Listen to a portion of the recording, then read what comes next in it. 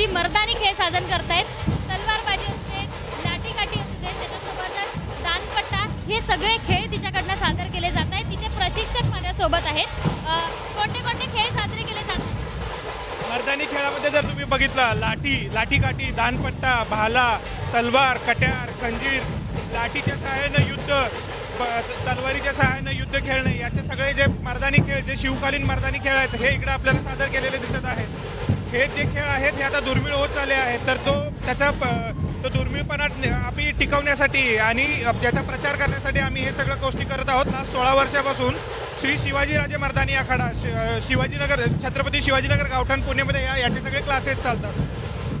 आपण आतापर्यंत मर्दानी खेळ बघितले. जर्मनीतली एक तरुणी याच मर्दानी खेळात या मिरवणुकीत सहभागी झाली आहे. Welcome to Pune. How do you feel about this Ganpati मिरवणूक? Have you enjoyed it? A lot. Thank you. Which games you have played? Which mardani खेळ you have played? Danpata with the sword, with the lathi, also lathi fight, Farikatka. Yes. काय शिकवलं होतं आणि कशी perform करते?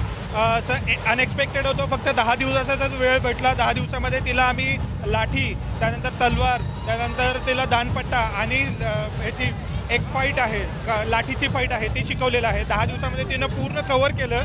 सकाळी 3 तास, संध्याकाळी 3 तास, असं 6 तास नॉनस्टॉप तिचं प्रॅक्टिस असायचं.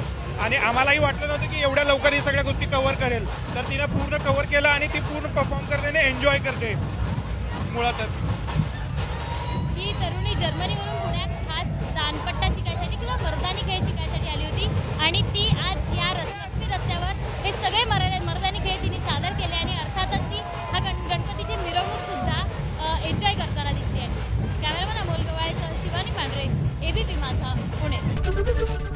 एबीपी माझा, उघडा डोळे बघा नीट.